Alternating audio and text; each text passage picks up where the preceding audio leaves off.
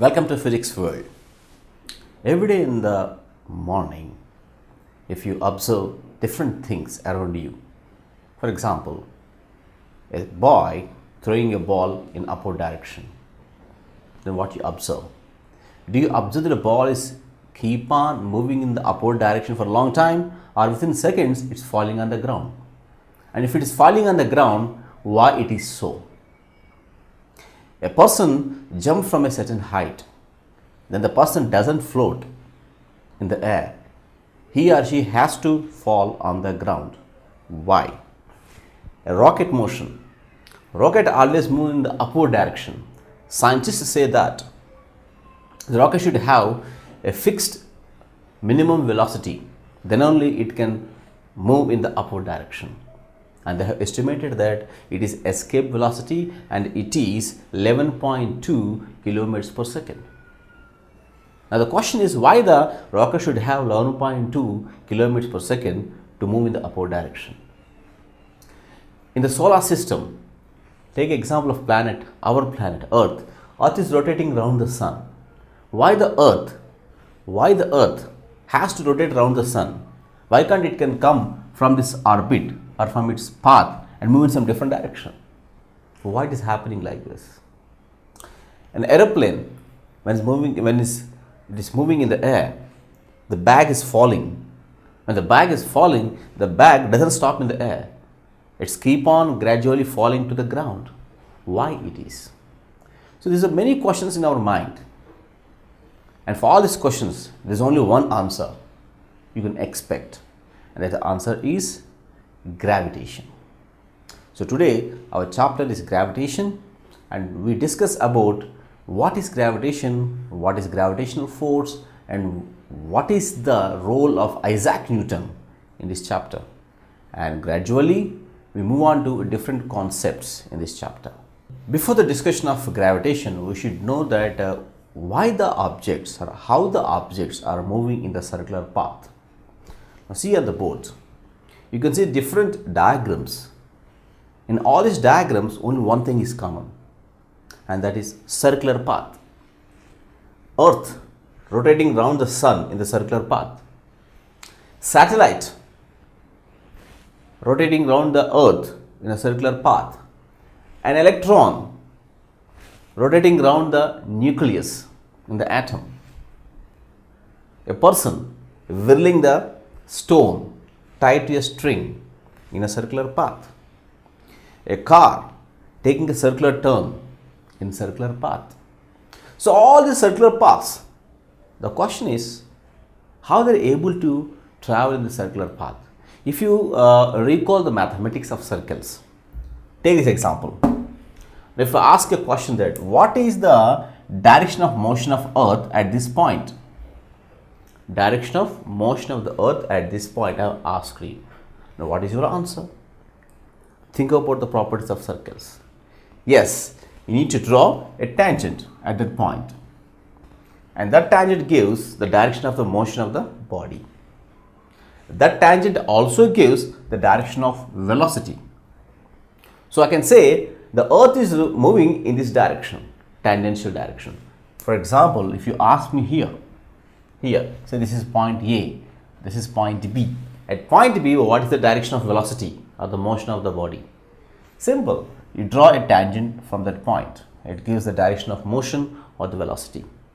If you ask what is the direction of the body at point C, same method you follow, same idea.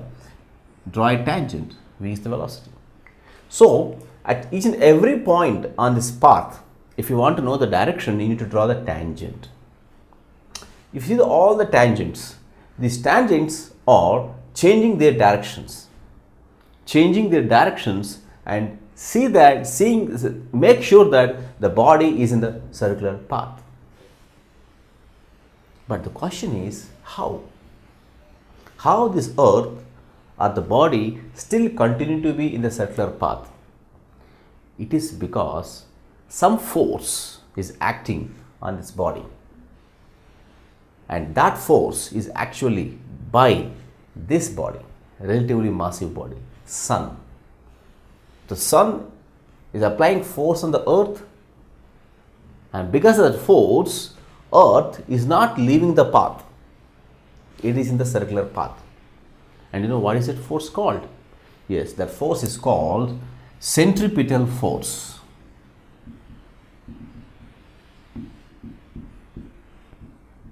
Centripetal force. Say the symbol is Fc. Centripetal force is the force acting in the circular paths, and always it is towards the center of the circle. For Earth circle, the center is Sun only. So that's why the centripetal force acting towards the center, that is Sun. So this centripetal force makes sure that the Earth should be pulled towards the Sun at each and every point. Now, at point A, if the centripetal force is not applicable, is not applied, then what happens? There is the answer on the diagram. When the Fc is not applied, immediate Earth doesn't move in the circular path, it moves in the tangential path. So it moves in this tangential path and away from the Sun. That's it. It doesn't come back to the Sun. Suppose at point B, if tangential force, at point B, if centripetal force is not there, what happens? Same. The Earth goes in a tangential path and never comes back. But it is coming back in the circular path because this centripetal force pulling at each and every point on the circle to make sure that the Earth in the circular path. And this is applicable for all these examples. The satellite is in the circular path because of the centripetal force by the Earth. The electron is in the circular path because of centripetal force by the nucleus. The string tied to a stone describing a circular path because of centripetal force, Fc. The car taking a circular turn on the road because of the centripetal force. Okay, now understand what is centripetal force.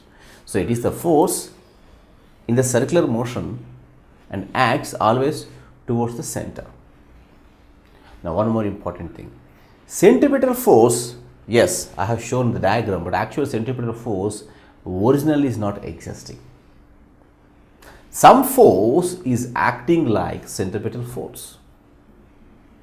What is this? Yes. In all these examples, I am going to show you some different force which is acting like centripetal force. Coming to the first example, Earth is revolving around the Sun. Here, the centripetal force is actually not original centripetal force. Here, the gravitational force by the Sun or the attraction force by the Sun is acting like centripetal force. If I write gravitational force is Fg, now here Fg equals to Fc. So the gravitational force by the Sun is acting like centripetal force. Here, the gravitational force of the Earth acting like centripetal force. There, just recall your knowledge in atomic models. If you recall, you know that electron is having negative charge, nucleus is having positive charge. When the charges are unlike, there is an attraction force between them which is called Coulomb force. It is also called electric force. So here, the Coulomb force or electric force, Fe is called electric force, is acting like centripetal force. Now coming to here, the string is whirling around in a horizontal circle. It's because of centripetal force, but here the actual force is tension, T, tension in the strings. So this tension is acting like centripetal force. Now coming to the last example, when the car is taking a circular turn, you know that when you are driving the car on the highway with a very high speed, sometimes with the high speed, if you turn the cars, you can see in the movies, the car accidentally move away from the track and hits the other side of the road and meet the accident. So that's why what we do, the driver has to be very experienced at the high speed, he has to take a safe turn. When he takes a safe turn, in that situation the car doesn't move away from the track. It's only because of the centripetal force. It is pulling the car towards the center. And here the centripetal force is the frictional force between the tires of the car and the road. So if you see, in all examples we have centripetal force, but different forces are acting like centripetal forces. Now our context is this one, gravitational force. Gravitational force is acting like a centripetal force to make all the planets to revolve around the sun. Gravitational force of the earth is responsible for make all the satellites to revolve around it, to rotate around the earth. So to know about what is gravitation, we need to go back in time to the Newton's age, because Newton was the first scientist, physicist, mathematician, philosopher who actually shown the experimental approach to sciences. He wrote a famous book called Principia.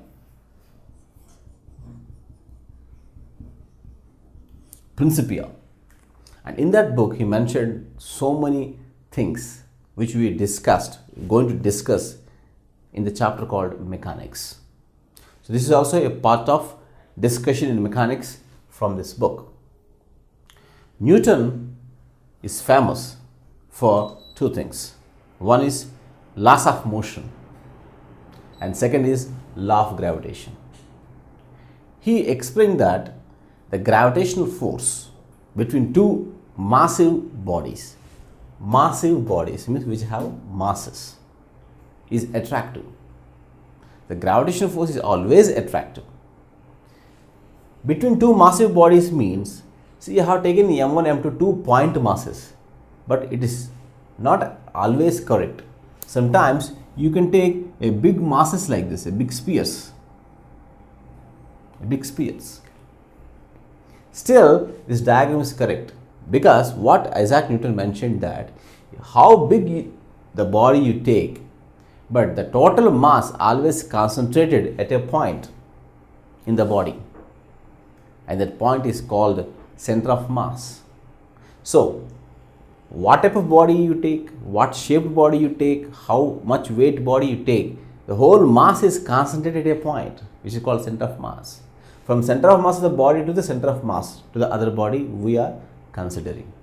So 2 point masses M1, M2, which are having separation of r.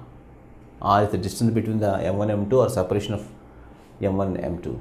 Then Isaac Newton mentioned that the force acting between them, F is the force of gravitation between two massive bodies M1 and M2. And according to Newton, this force is directly proportional to product of masses M1 and M2, and this force is inversely proportional to the square of distance between them, and this is also called inverse square law.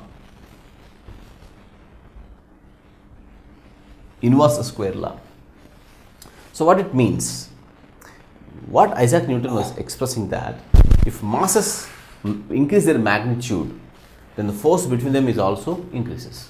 If masses decrease their magnitudes, decrease the values, force also decreases. That's called directly proportional. Inversely proportional, if distance between the two masses increases, force decreases. If distance between two masses decreases, force increases. This is what called inverse square law. Now if you take these two laws and combine together according to mathematics, F is proportional to M1 M2 by R square, and to remove the proportionality we keep a constant, and this constant is capital G. You can keep any symbol, but there is a significance for this constant. That's why we are taking only this symbol, capital G. Capital G, M1 M2 by R square. So this is what called Newton's law of gravitation, and this force is called gravitational force. F equal to G M1 M2 by R square. And the question is, what is G? Yes, The G is called universal gravitational constant. Universal gravitational constant. And it's a constant, means it's constant number, and number is 6.67 into 10 power minus 11. And G has a unit. It has unit. Before going to unit, you should know what is unit of force. Always we know the unit of force is newtons. Unit of mass is kg. Unit of distance is meters. So therefore, if you want unit of G, take m1 m2 by r square to the left hand side. So it become F into r square by m1 m2. Right? So therefore, the unit is Newton, r square which is meter square by m1 m2 which is kg square. Universal gravitational constant. But you should ask a question. Why G is called universal gravitational constant? Why it is called just a gravitational constant? Here is the importance of this law. Isaac Newton's derived this formula for the bodies on the earth. But the surpassing thing is that this formula can be applicable to any two massive bodies in the universe. Wherever you go in the universe, you can apply this formula. So that is what the interesting thing about this formula. As it is applicable universally, that's why this formula is also called universe law of gravitation. Now the question, how Isaac Newton has got this number 6.67 into 10 to the power of minus 11 Newton meter square per kg square? No one knows. In old historical books also, it was mentioned that Isaac Newton wrote this number like that. There was no experiment, there was no mathematical proof. But how did you know this number is correct? How can we agree if there was no mathematical proof? Later, in modern century, the scientists did an experiment to check whether G value is right or wrong. And the most surprising thing is that experimentally it is correct. Even though Isaac Newton didn't do an experiment, wrote the number as it is in the Principia book, but later in the experiment was proved that the same number. So that's why Isaac Newton was very famous, and he is called father of classical physics. Now come back to the concept. F equal G m1 m2 by r square, and as you know that the SI unit of force is Newton. Now this is for any two massive bodies. Now apply this formula specially for Earth and a mass on the surface of the Earth. If you see this diagram, there is an Earth having mass capital M. There is a body of small m on the surface of the Earth, and the distance between the center of the Earth to the mass on the surface of the Earth is capital R, which is a radius of the Earth. Now, what is the formula for force of gravitation on the mass m? Same formula transformed there. So F equals to G m1 m2. So first mass is small m, second mass is capital M, by r square is nothing but a radius r square. So this is the formula for force of gravitation of the body on the surface of the Earth.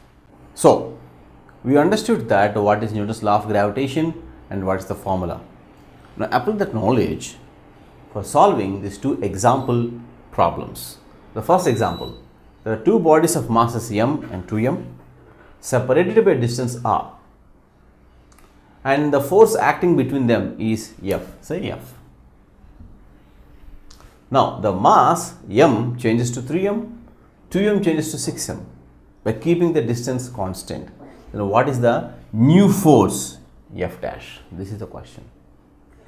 So start writing the Newton's law of gravitation formula. F equal to G m1 m2 by r square. So m into 2m by r square. This is equation 1. Now equation 2, F dash, new force. The new force has arrived because mass changes to 3m. So G, instead of m, I will write 3m into, instead of 2m, I write 6m because 2m changes to 6m by same distance r square, equation 2. Now, if equation 2 f dash by f, equation 2 by equation 1, what happens? G 3m 6m by r square whole divided by this f, g m 2m by r square.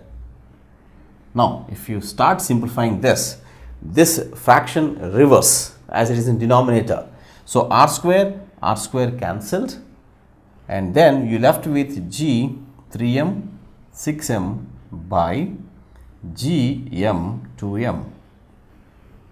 Now, you see z m cancelled, you got 2 3s 6 9 if you simplify. So, the answer is, I am writing here, implies f dash equals to 9 into f. So, what it says? So, the new force is 9 times the old force F. So, this is how you can solve numerical by applying the law of gravitation. Now, go to the second example. So, in this example, there is an earth having mass 10 power 24 kg at the center, and there is one more massive body of mass 1 kg on the surface of the earth. Now, the question is, what is the force acting on the mass 1 kg? So, apply the law of gravitation. Similarly, F equal g m1 m2 by r square, g m1 m2 by r square, and g value 6.67 into 10 to the power minus 11, we just lend in the area, and mass m1 1 kg, mass m2 10 power 24 kg by the radius 6400 kilometers, kilo means 10 cube, whole square, equals to, now you need to simplify this whole the ratio. So, let me give some help to simplify. 6.67 into 10 power minus 11 24. So, this is 13 by 10 cube into 2 10 power 6 into 6400 square.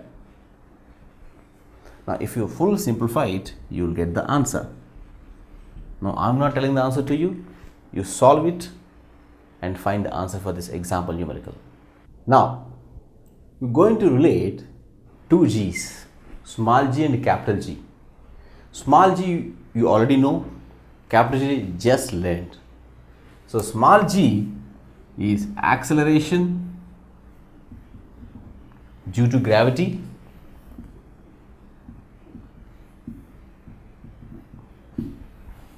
and capital G universal gravitational constant,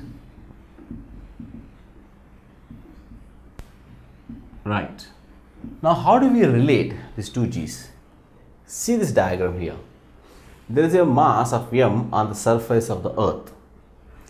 You know that all the objects on the earth experiences gravitational force by the earth, and this gravitational force is also called weight of the body. So, this body is also having weight, and the weight formula is mass into acceleration due to gravity, mg. This is the weight of the body. This weight is also equals to force of gravitation. But according to Newton's law of gravitation, we understand that F equals to g m1 m2 by r square. Apply this formula to this diagram, and this formula changes to g capital M small m by capital R square. What all this? m1 is the mass of the earth. Mass of the earth is capital M. m2 mass of the body small m, r square radius of the earth. So, this is law of gravitation. This is weight of the body. But both are same, law of gravitation and weight of the body, because law of gravitation says this is the force by the earth. Weight is also force by the earth. So, 1 and 2 are same. So, let me equate them. So, mg equals to g capital M small m by r square. So small m is cancelled. So what you got? G equal to gm by r square. So this is the relationship between small g and capital G. G equal to gm by r square. Okay, all of us know that the G value is 9.8 meters per second square.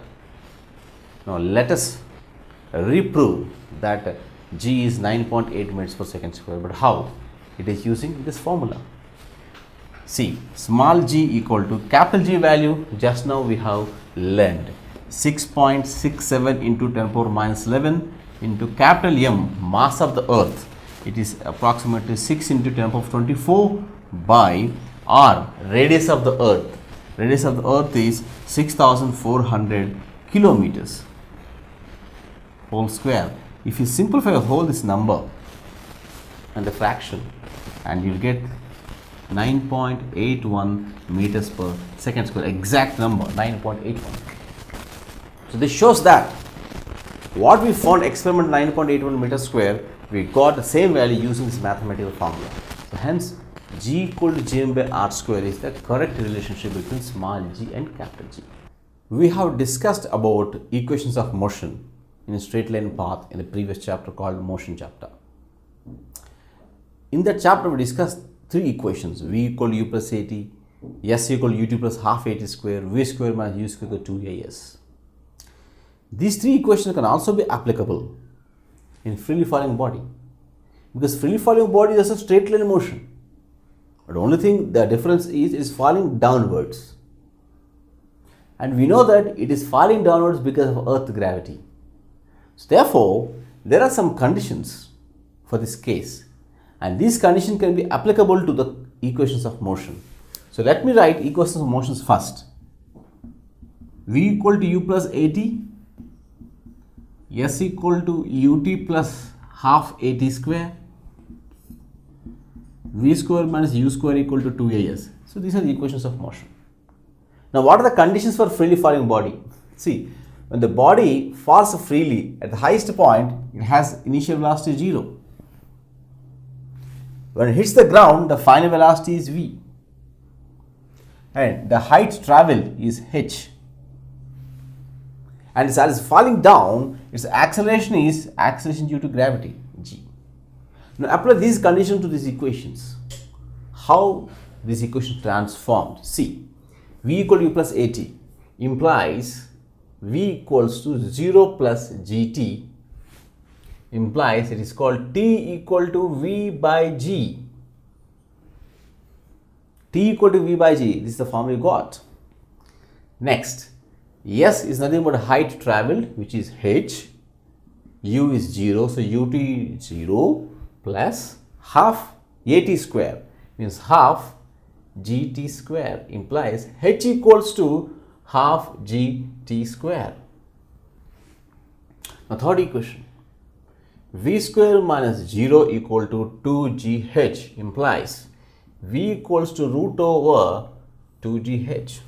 If you see, we have just applied these conditions to these three equations, and we got three different formulae, and this is very much useful when you want to calculate speed of the body, initial speed, final speed, time taken in freely falling body cases. So let us see how can we apply these formulas to solve numericals in this case. If somebody asks you, what is your weight? And you have answered, my weight is 40 kg. Then the answer what you have given is the right answer, what we expected? Are you giving actually the weight or something else? Yes, here there is a confusion. You said my weight is 40 kg, but when you mention 40 kg, it is unit of mass. That means you are thinking that you are giving the weight value, but actually giving the mass. Then how can we find the weight of the body by knowing the mass? So when mass is 40 kg, the weight, the formula we know already, which is mass into gravity. So this is 40 into 10, which is 400 newtons.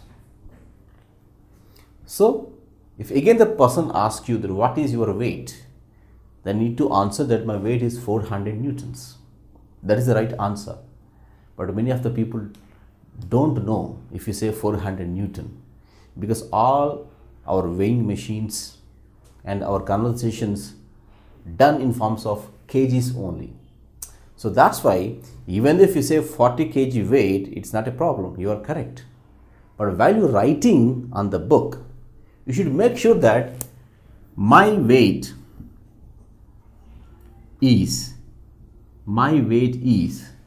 40 kg WT. You should write like this, then you are correct.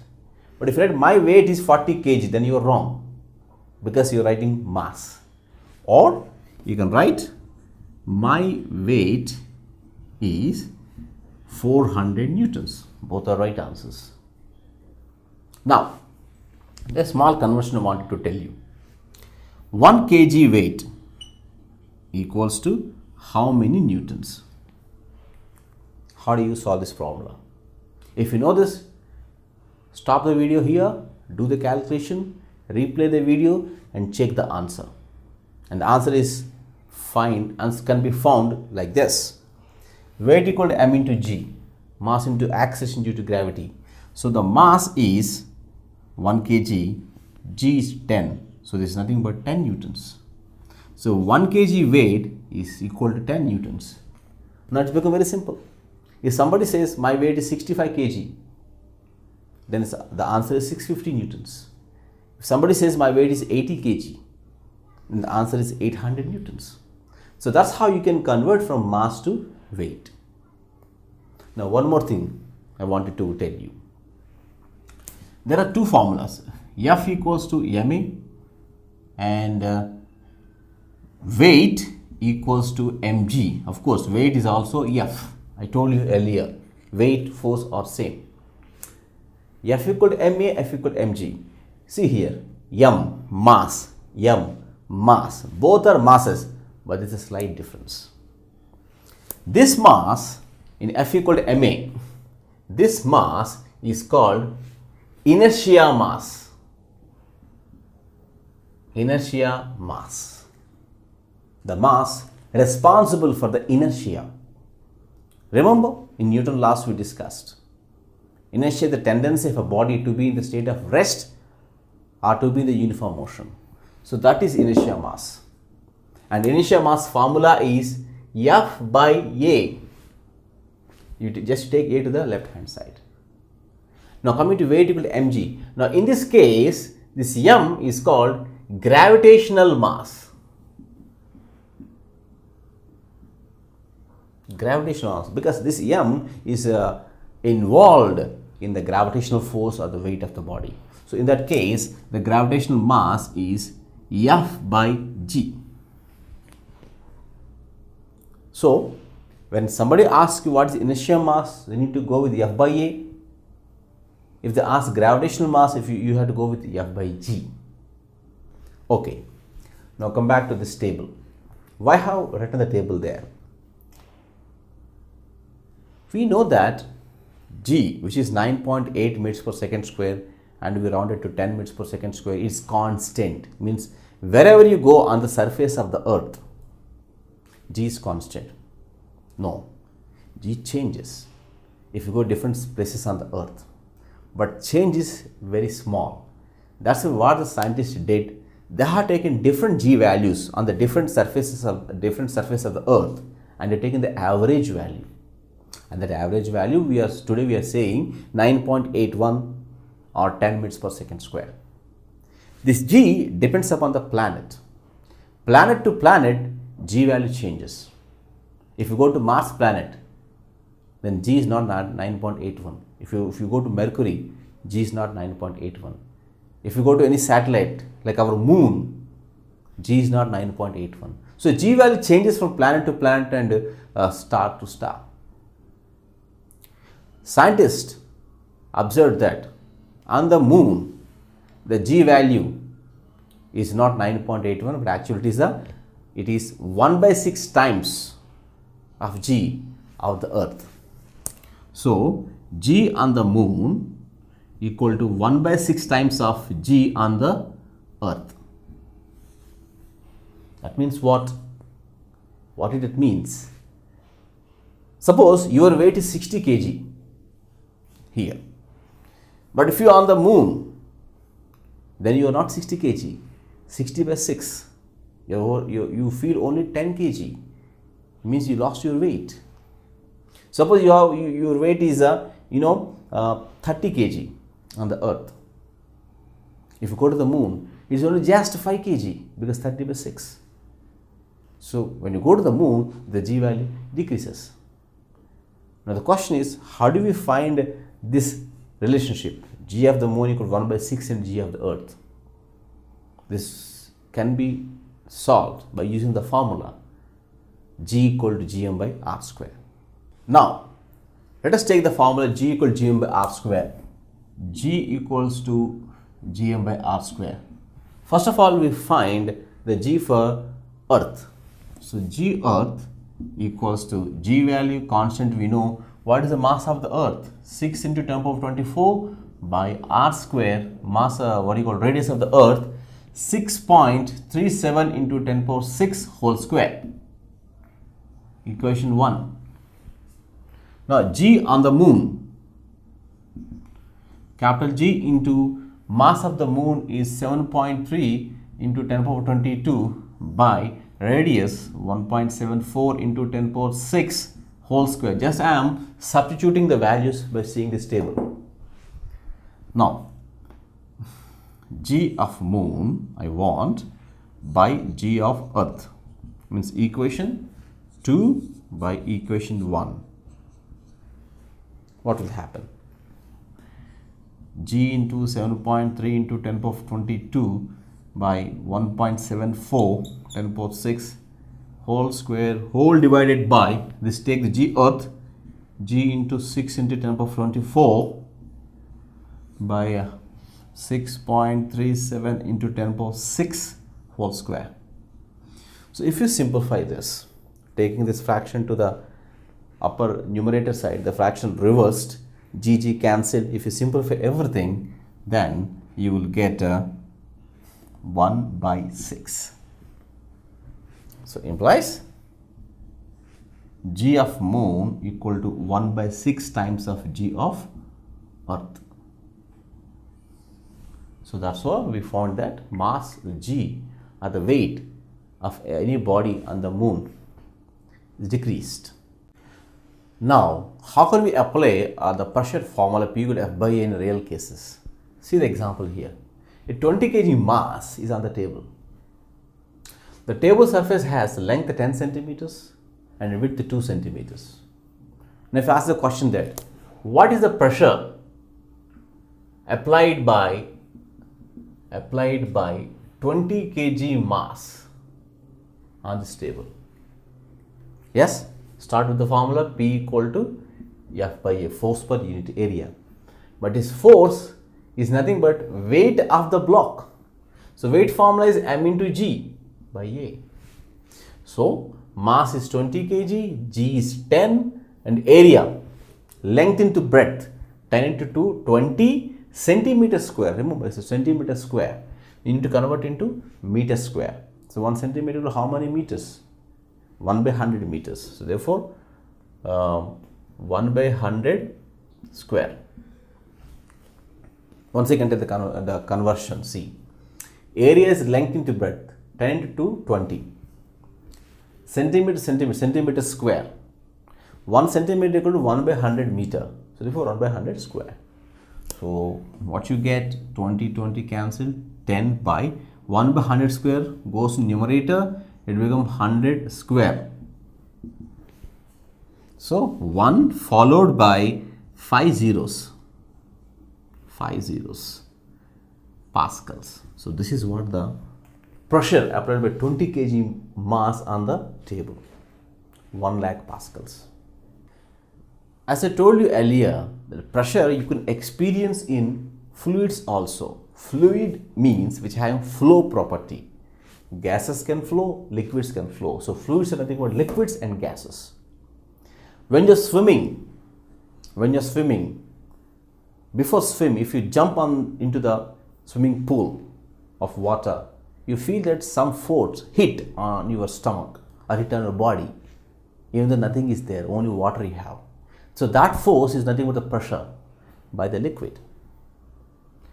Suppose you are cycling a bicycle in the fine evening and huge wind blowing towards you, and you feel that even though you are cycling with a very greater strength, but cycle is not moving in the forward direction with the speed what you're expecting, because the wind force applied on you. So wind pressure, air pressure.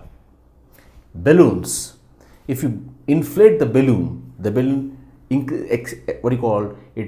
expand, increase its size, and when you press the balloon, you feel that from internally some other force is acting on your fingers. It's a pressure. So we can experience this pressure in liquids and gases also. Especially in atmosphere is nothing but filled with air. Air is also having pressure, and this pressure is called atmospheric pressure. Atmospheric pressure, and its value is given by 1.03 into 10 power 5 pascals. This is the value of atmospheric pressure. Of course, we don't have much discussion in this chapter. In higher class, we discuss more about atmospheric pressure and other pressures.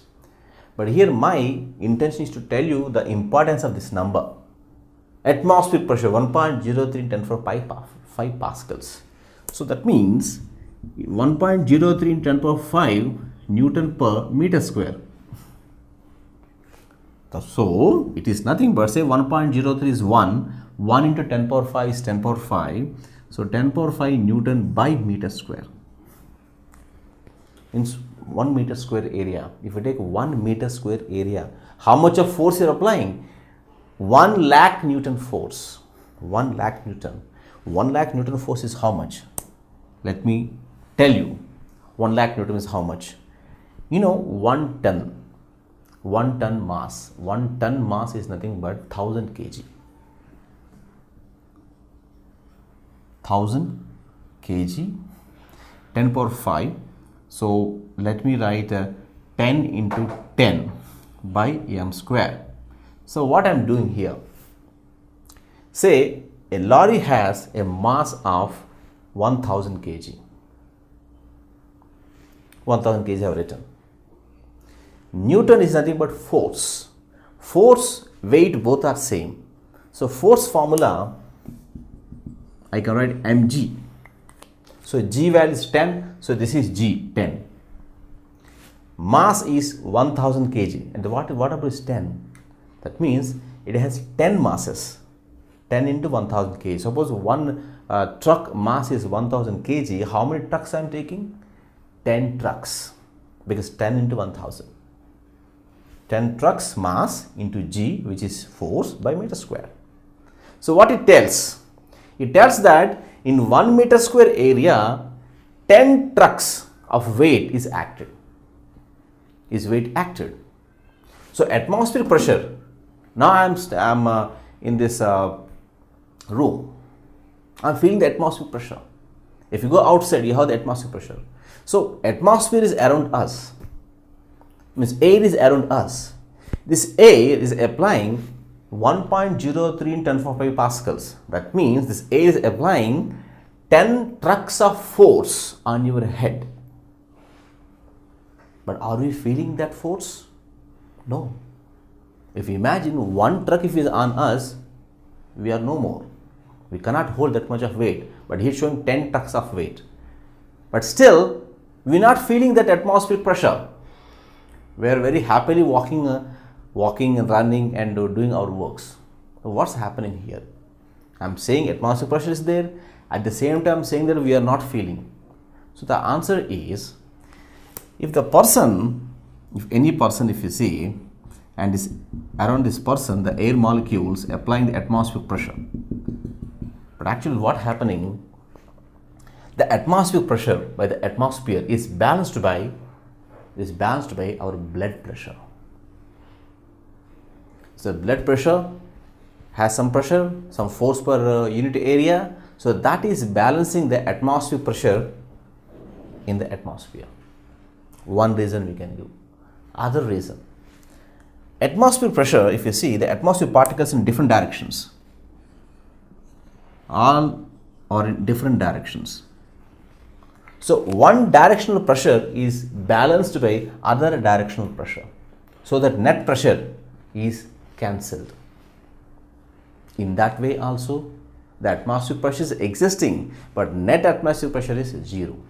That's the reason why, even though this much amount of value I am showing here, but we are not experiencing. So one because of your blood pressure, or the other because of different directions of air molecules and cancelled with each other. Next concept is buoyancy. You know, different types of ships you're seeing on the sea water. You have small boats to big ships with difference in weights. Whatever the weights, if you take a small ship or a big ship, they are floating on the water. Why they're not sinking? We know that if you take a bucket of water and if you take a metal ball and drop it into the water, what happens? The ball go into the water. It's nothing but immersed, dipped into the water, but it doesn't float. Comparing to ship, the metal ball is having very less weight. Even this less weight, it is sinking, whereas the ships or the boats are not sinking. They're floating on the water. So what is the secret behind that? And the secret is buoyancy. Buoyancy is nothing but it's the principle, it's a phenomenon of buoyant force. So this buoyant force always acts in the upward direction, the buoyant force. And this force balances the weight of the body, so that the net force acting in the ship is 0, or the weight is cancelled by the buoyant force, and so that the ship or the boats are floating on the water. But how the scientists get to know that this buoyant force is working in fluids or in water? How it is possible? Then the answer was given by a great philosopher called Archimedes, with his principle called Archimedes principle. Archimedes principle. So what he suggested that if you take any body which is fully or partially immersed, a body which is fully or partially immersed in a liquid, then it experiences buoyant force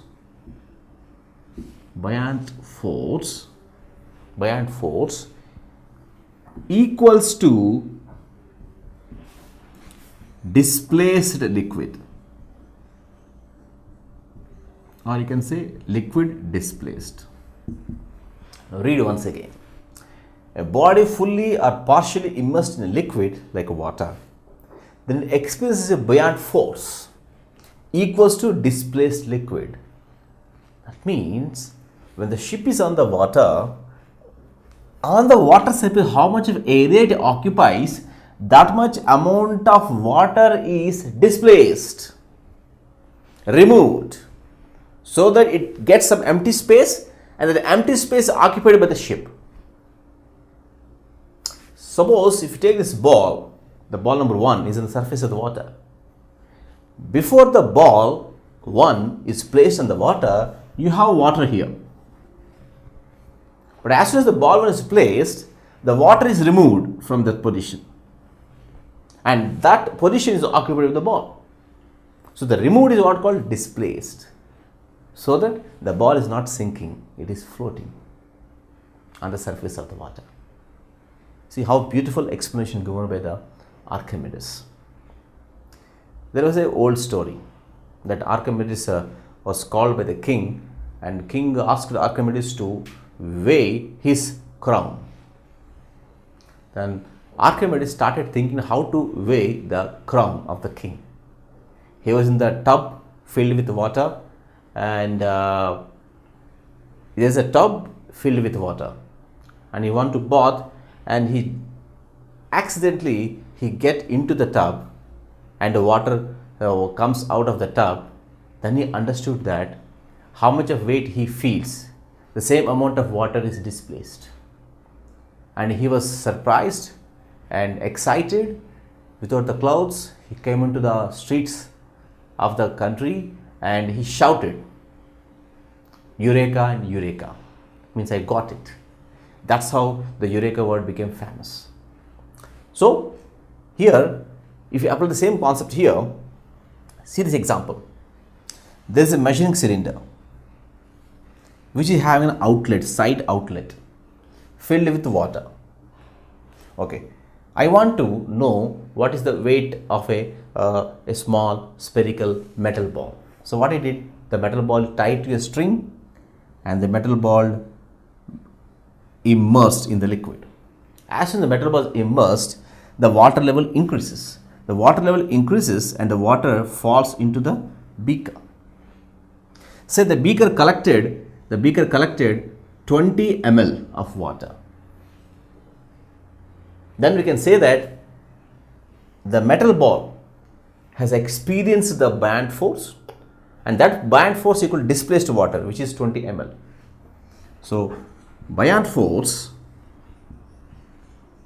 equal to 20 ml of water displaced. But force is always in terms of newtons, but I am telling in terms of 20 ml volume. But how can we manage this number? How can we convert this number into newtons? Focus carefully. I will tell you here. So 20 ml of water, we have a concept called density, which is mass by volume. I want mass, so mass equals to volume into density. And here the volume of water is 20 ml. Density of water is 1 gram per centimeter cube. It's a fixed value. Density of water is 1 gram per centimeter cube. So 20 into 1 is nothing but 20 grams. So 20 grams of water is displaced. Now force you want to calculate. You know the weight formula. The weight formula is mg. So 20 grams divided by 1000, because I need to take in SI units, into G value is 10. So how much you get? 2 zeros, 0 0 cancel. You got 0.2 newtons. So the buoyant force experienced by this ball is 0.2 newtons, or the weight of the ball is 0.2 newtons. So that's how the volume of water converted into mass, 20 grams, and from taking this mass, we have taken the force, calculated the force, which is the force of the ball. So that's why Archimedes' statement is correct. A fully immersed or partially immersed, it experiences buoyant force equal to displaced liquid. Now see these three diagrams, 1 to 3 balls. 3 balls are there.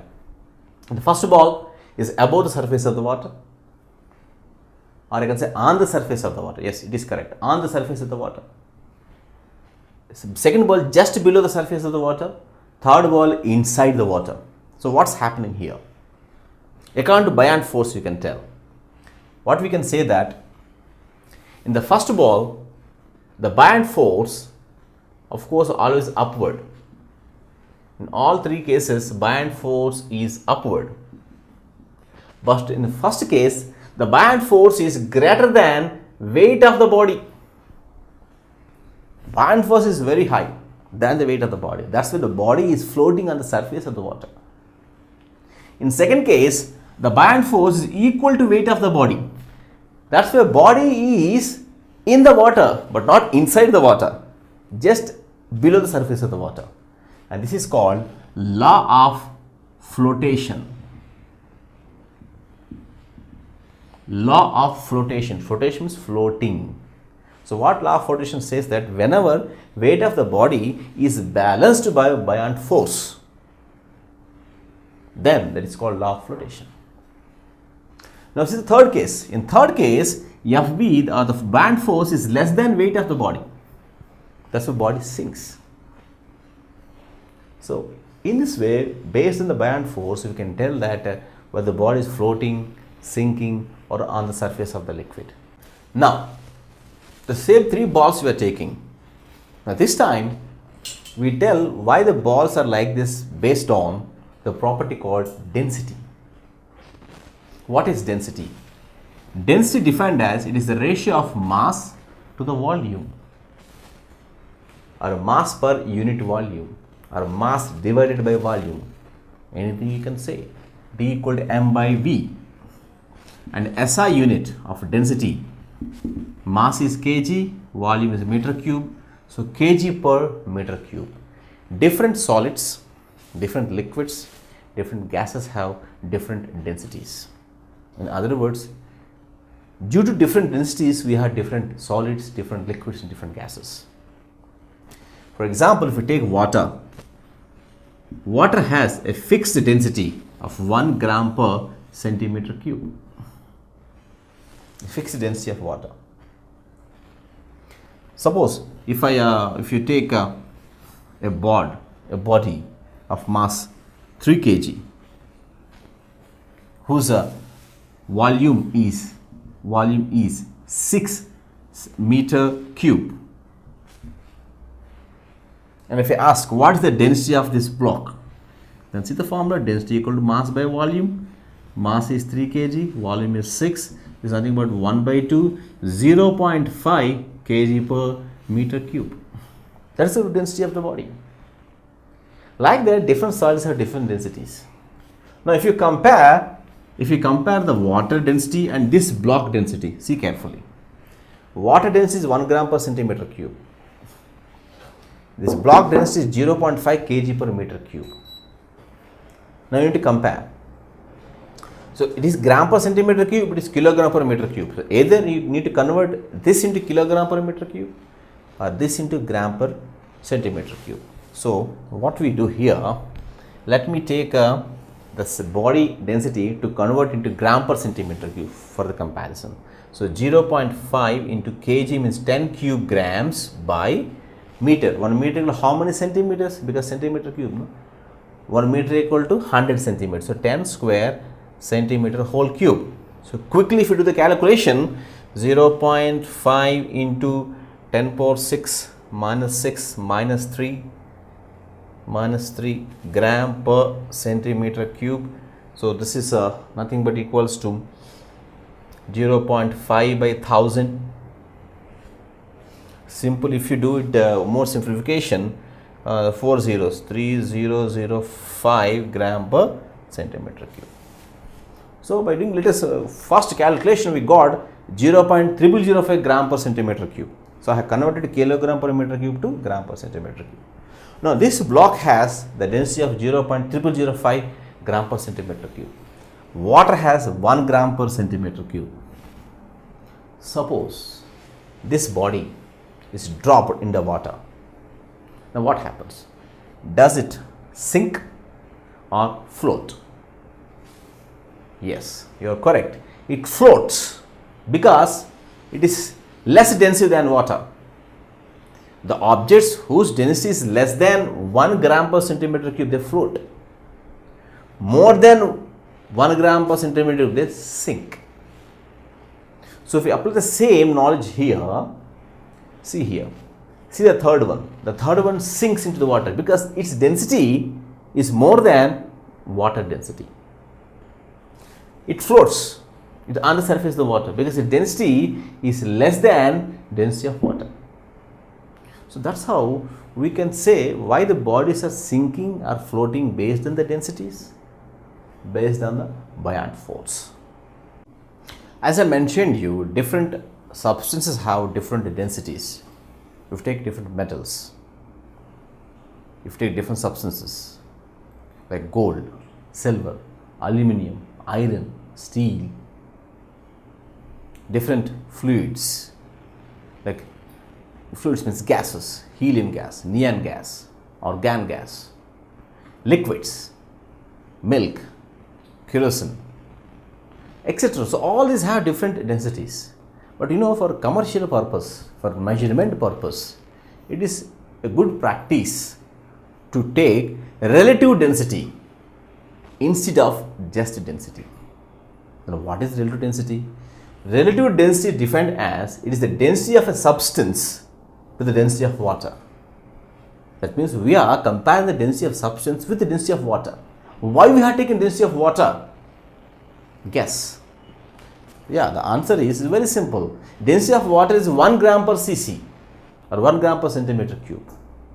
So as is 1 in denominator you have get 1, so it is easy to calculate. So I can say this formula can also be changed to density of a substance by density of water, which is 1 gram per centimeter cube, or density of substance by 1000 kg per meter cube, like this. For example, density of silver 10.8 kg per meter cube. 10.8 kg per meter cube, not 10.8, 10.8 into 10 cube kg per meter cube. If I ask you what is the relative density, so relative density RD equal density of silver, which is 10.8 into 10 cube, by density of water, which is 10 cube, because 1000. So both are cancelled. You got 10.8 is the relative density of silver. Now the question is, what is the unit of relative density? Just you see, density by density, na? So gram per centimeter cube divided by gram per centimeter cube, both are cancelled. That means there is no unit, only have the number. So whenever you want to compare, when you want to use the density of different substances, it is the best practice to take the ratio of density of substance to the density of water.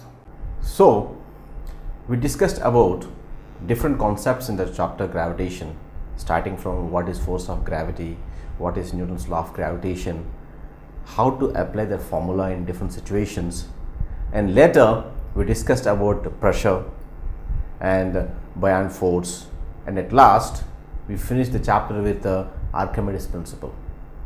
Now it is the time to apply all this knowledge to solve problems. So see the board there. There is a problem for you. How does force of gravity between two objects change when the distance between them is reduced to half?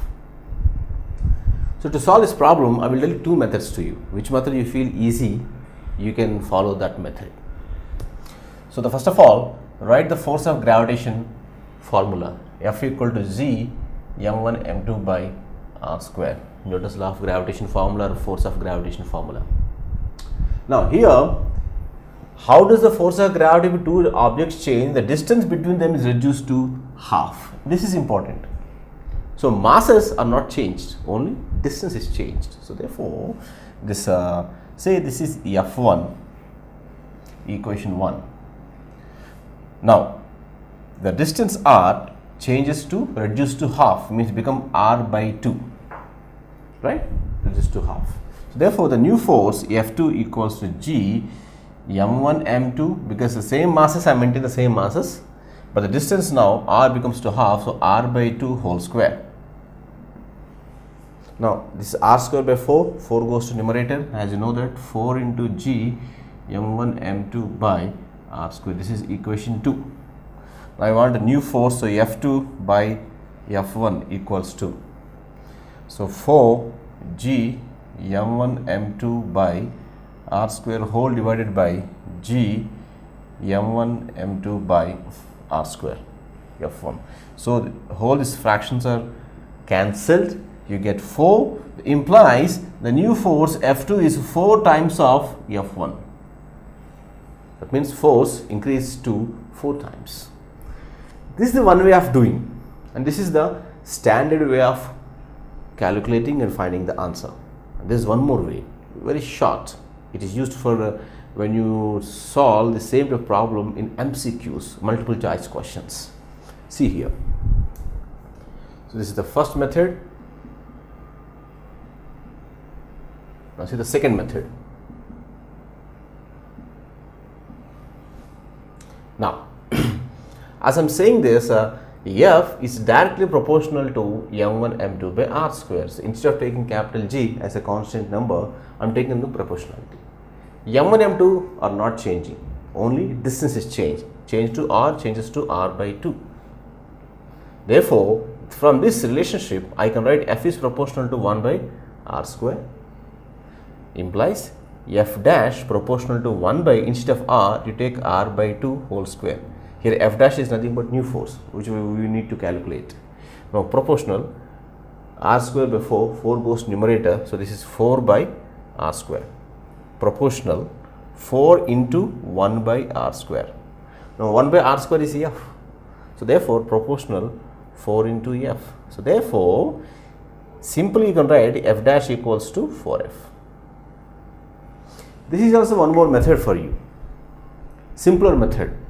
Actually, these many steps are not required, as the first time you are seeing this numerical. That's why I am writing the many steps, but within seconds you can calculate. As m1 m2 is constant, leave about that, take this formula, F is proportional by r square. See, r is changes to r by 2, so substitute here, you will get 4F. Either you can use this method or that method. Now the next problem for you. Does the earth attract the moon with a force that is greater, smaller, equal to force with which the moon attracts the earth, and why? Let me draw a diagram for you. So this is earth, and around earth the moon is there, the moon rotating around the earth. Now, as you know that earth attracts the moon using a force called gravitational force. So this is F1. Because of that, the moon has to fall into the earth.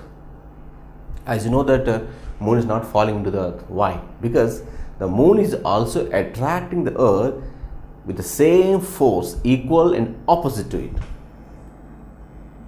F2. So F1 equals to F2 and minus is opposite. When the two forces are equal and opposite, the net force acting on the system means earth and moon system, is 0. That's the reason why earth is not shifting from its place, moon is also not shifting from its place. So in the same path, the circular path, moon is orbiting around the earth. If you know the two forces, one force has become greater, then there will be lot of changes happen in the nature. As of today, we haven't seen that type of drastic changes in the nature, because these two forces equal and opposite. So the answer is same. The second one is why? Why it is same? If you see the formula of gravitational force, F equal G m1 m2 by r square. This is m1, this is m2. So G capital M small m by the radius r square, say r square. So this is the force by the earth on the moon. Now you take F2 force. This is the force by the moon. Same apply. Now you need to write small m, capital M by same distance r square. See the two expressions? Two expressions are same. That's why both forces are equal and opposite. The next problem for you. What happens to the force between two objects if the mass of one object is doubled, the distance between two objects is doubled and tripled, masses of two objects are doubled? So in one question, 3 sub questions are there. We'll solve one by one. The first one, masses of one object is doubled. Say the first mass is m1, the second mass is m2, okay, and distance between them is r. Now second mass, the mass of one object is doubled. You can take first mass as second mass. Second mass I'm taking, m2 is doubled, 2m2. Now if you write the formula F equal to G m1 m2 by r square, now the new force f dash equal to g m1, m2 is become m2 because doubled by same distance r square.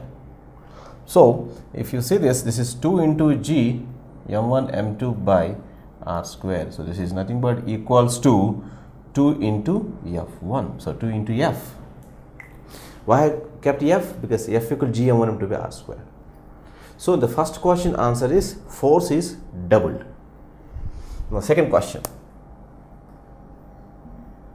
Second sub question. Distance between the object is doubled and tripled. Same masses and distance were taken, but this time the distance is doubled twice. Now what happened to force? See, same f I'm taking here, but f dash new force I am calculating g m1 m2 by the new distance is double 2r. So 2r square. So equals to g m1 m2 by 4r square. G m1 m2 by r square is f. So this is nothing but f by 4. F dash will f by 4. Now the third one, sorry, the second one more thing is that tripled. R becomes 3r. I think no need to do all this calculation. If you want to do by yourself, pause the video and do it yourself, replay, check the answer with me. So f dash equal to g m1 m2 by r changes to 3r, so I can write 3r square. So quickly I am writing g m1 m2 by 9r square it is, and g m1 m2 by r square is 9, so I can write f by 9. 9 times decreased, f by 9. Now third one, masses of two objects are doubled. Let me write here because the first two sections are written there. Come to the third one. Masses of two objects are doubled. So I'm taking m1 m2r here also, but masses of two objects are doubled. So m1 changes to 2m1, m2 changes to 2m2, whereas r remains the same. So if f dash equal to g 2m1 2m2 by r square, so this is nothing but 4 into g m1 m2 by r square. So by this time you should understand what is the answer. G m1 m2 by r square is f, so the answer is 4f. So in this way you can calculate the new forces by using this method. One more problem for you. It's a conceptual problem. See the diagram carefully. A girl at the pole bought 1 kg of gold as per her friend's instructions, but her friends not at the poles, they are at the equator of the earth. So what she did, she bought the gold, 1 kg gold at the pole. She has traveled to the equator to meet her friends and she has shown the gold.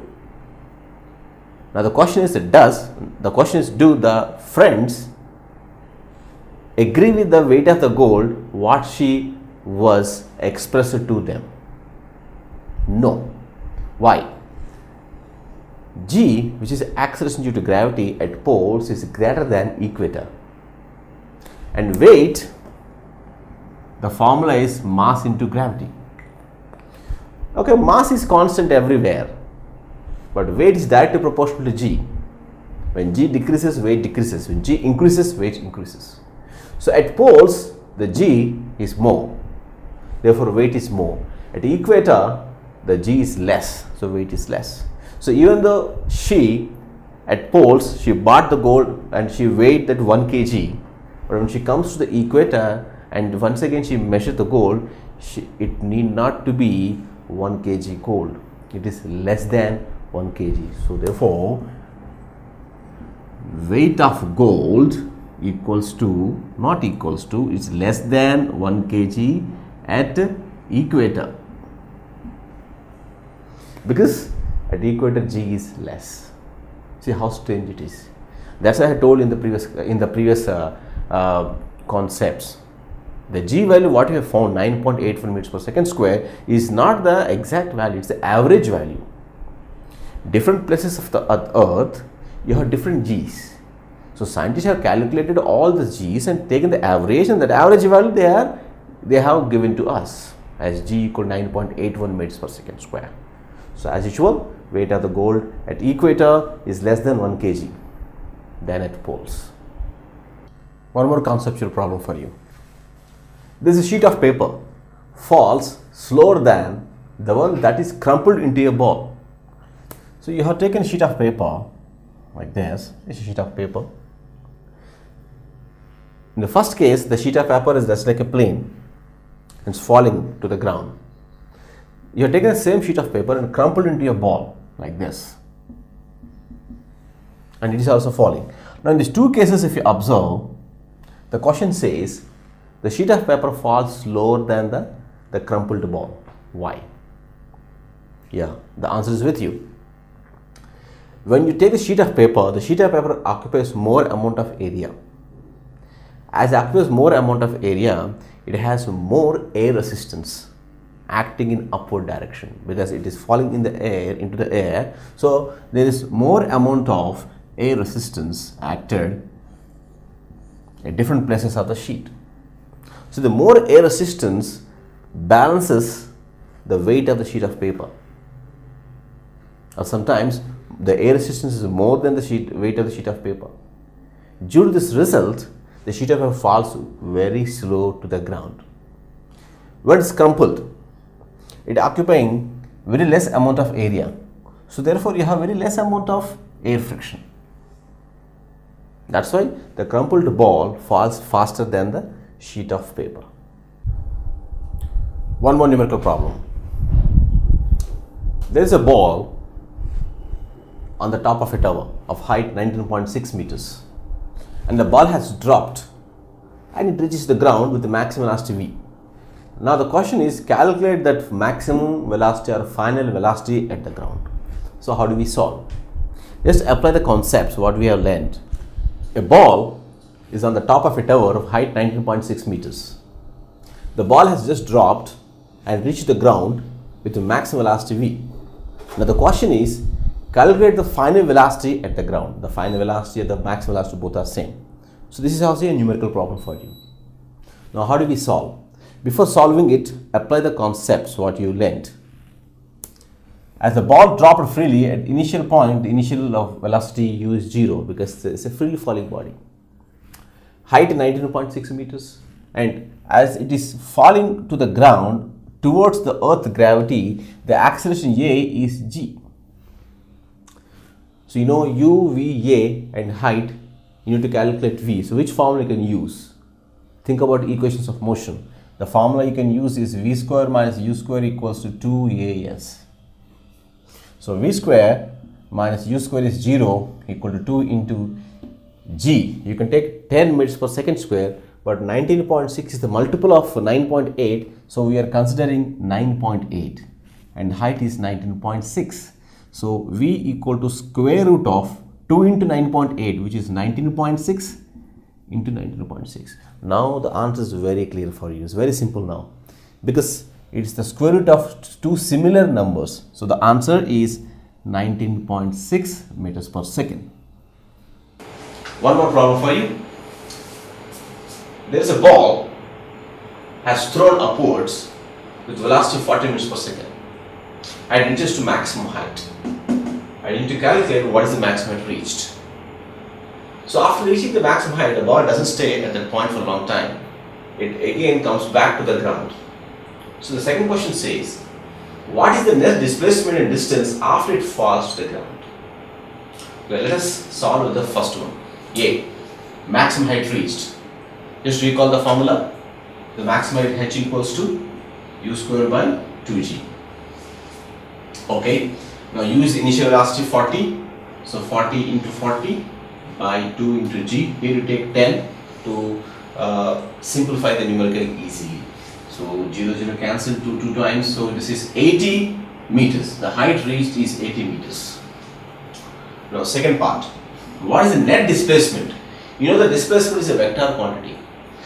If the ball goes in upward direction to reach the maximum height here, so this is A, this is B, upward, so the displacement is S. And the ball comes back to the ground, then it moves from B to A downwards, and displacement is minus S. So net displacement,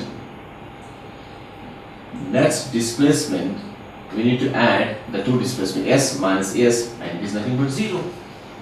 Displacement is 0. Now distance, the total distance traveled. Distance is a scalar quantity, so you can take the whole the path. So from A to B, the distance covered is h, which is 80 meters. 80 meters plus B to A, one more 80 meters. So 80 plus 80, this is 160 meters. So distance traveled is 160 meters. So one more numerical problem for you. Of course, it's based on the formula force of gravity, or Newton's law of gravitation formula. The problem is, Earth is revolving around the Sun. This is the mass of the Earth, mass of the Sun, this is the mass of the Earth. R is the distance between the Earth and Sun. Now you need to calculate the force of gravity between Earth and Sun. So quickly write the force formula, F equal to G m1 m2 by r square.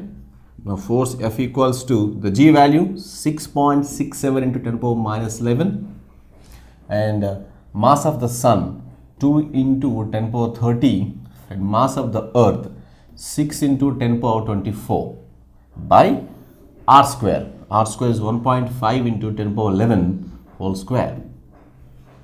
If you keep on simplifying all these numbers, see how I am doing. 6.67 into 626, 12 into 10 power 30 plus 24, 54 minus 11 by 1.5 into 1.5 into 10 power 22. Now, upon simplifying this fraction, the last answer you get 135.57 into 10 power 21 Newton. So this is the force of gravity between the Sun and Earth. Or in other words, this is the force value with which Sun pulling the Earth. Similarly, Earth is pulling the Sun. So one more numerical for you. There is a stone. This stone falls freely from a top of a tower of height 100 meters. At the same time, simultaneously, one more stone thrown upward with velocity 25 meters per second. Now the question is, calculate where and when these two stones meet. So to solve this problem, we assume like this. Suppose those two stones meet at a distance x, or at a height x from the ground in time t. It's an assumption. By taking the assumption, we will solve for the answer, and we will go by step. First you take stone 1. Stone 1. So stone 1 falling from the top of the tower to this point. That means it has covered this much of distance. So this distance is nothing but 100 minus x. So 100 minus x is the distance. And as falling freely, its initial velocity is 0. And it has reached to this point in a time t. So therefore, use the formula S equals to ut plus half at square. You may be surprised at why I am taking this formula. Just think, we have distance traveled, we have speed, and we have time. When distance, speed, time is there, the only formula you have S equal ut plus half at square. Okay, so the distance traveled is 100 minus x equals to u, which is 0. 0 into t is 0 plus half into acceleration. As it's falling downwards because of the force of gravity, a is g, acceleration due to gravity. So half gt square. So this expression simplified to 100 minus x equals to half gt square. This is equation 1. Now go for stone 2. Stone 2. It is thrown upwards and it has reached a height x in time t. Same formula apply. Then x equals to initial velocity 25 in time t minus half gt square. Why I have kept minus? because it is thrown upwards or opposite to the force of gravity. That's why A equal to minus G. Okay, so this is the expression x equals to 25t minus half gt square. This is equation 2. Now see the equation 1 and equation 2. We need to solve. Here, instead of x, what I do, I supply this formula inside. So let me do this. From equation 1 comma 2, 100 minus x. Instead of x, I am supplying this 25t minus plus half gt square equals to half gt square. Now, half gt square, if half gt square go to the right hand side, half gt square minus half gt square becomes 0. So therefore, you have 100 minus 25t equal to 0. So t equals to 100 by 25, which is 4 seconds. So both stones reach in a time 4 seconds. So you got when they both reach. Now we need to find where, means the distance. As you got time equal to 4 seconds, let us go back to the expression, this one, 100 minus x equal to half gt square, which is easier for us. Of course, you can take this equation also, but I am preferring this one.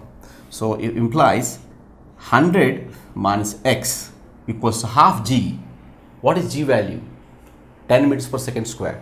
So half into 10, which is 5t square equals to, we got t equal to 4 seconds. So if we substitute here, 4 into 4, 16, 16 5 is 80.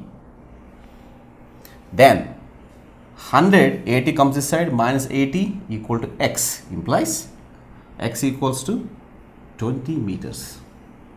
So both stones reach at a height of 20 meters in time 4 seconds.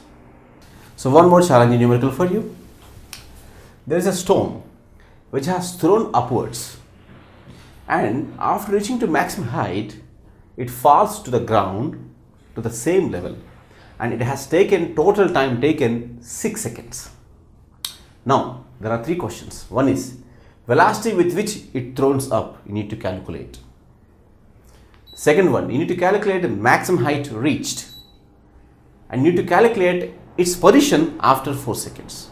Okay, now we will start with the first one, velocity with which it's thrown up. So it's thrown up, so this is the velocity u. As you know that when the ball reaches to maximum height, its velocity is 0.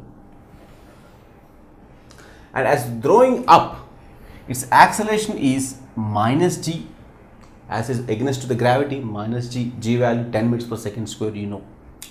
So we need to find u. We have v, we have a. One more variable also we know, that is time.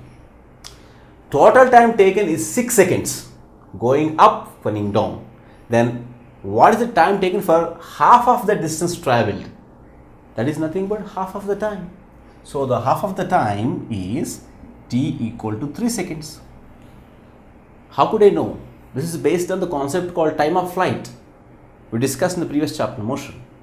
Time of flight is nothing but time of ascent plus time of descent. And the first part is time of ascent. And time of ascent is 3 seconds. Right. So you have, you know, t, a, v. So you need to find u. It's very simple. Use the first equation of motion, v equals to u plus at. Now, this is the v, final velocity is 0, initial velocity need to find, a is minus g, I am writing as the minus 10 into 3, time equal to 3 seconds. So this is nothing but u equal to, if we take u to the left hand side, minus u, minus minus plus, so u equal to 30 meters per second. That's the answer. Now the second one, maximum height reached. Yes, of course you can use equations of motion, but if you remember, we have derived a short formula to find maximum height, and the formula is h equals to u square by 2g. So equals to u square is 30 into 30 by 2 into g, which is 10. 0 0 is cancelled. 2 1s 2, 15s are 30. The answer is 45 meters. maximum height reached. So h equals to 45 meters. So this is the maximum height, this one. Yeah, you got it. Now see the third one. Its position after 4 seconds. As you know, at this point 3 seconds are over. So till this point 3 seconds are over and the distance covered is 45 meters. So 4 seconds asked means 1 more second. Let us say this is the distance it has travelled, h dash, for t equal to 1 second. 1 more second. Here to here 3 seconds, here to down 1 more second. So here to here we know the answer. Already we have calculated, we got 45 meters. We need to know this one only. Now if you see this part is a free falling body. In free falling body, initial velocity u equal to 0. Time you know, acceleration going downwards, acceleration is plus g. So use the formula s equal to ut plus half at square. S equal to ut plus half at square. Now s is nothing but h dash, as we need to calculate. U is 0, 0 into t is 0, plus half into a is g, I am writing as 10 into the time taken 1 second, 1 square. So how much you get? 2 5s, 10, 5 into 1 square is 5, so 5 meters. H dash is 5 meters. So the total distance is nothing but h plus h dash, which is a 45 plus 5, which is 50 meters. So this is the answer. Last problem for you. The volume of 50 grams of a substance is 20 centimeter cube. The density of water is 1 gram per centimeter cube. Will the substance float or sink? So how do we know this answer? We discussed that if the density of a substance is less than the density of water, it floats. If the density of a substance more than the density of water, it sinks. Okay, so we need to check whether the density of a substance is less or more than the water density. Okay, let us do this numerical. We know the density formula, mass by volume. Now what is the mass of the substance is given? 50 grams by volume is 20 centimeter cube. So if you simplify this, you will get 2.5 gram per centimeter cube. This is the density of a substance. But density of water, as mentioned in the question, 1 gram per centimeter cube. So it is very clear that density of substance is more than density of water. Hence, it sinks.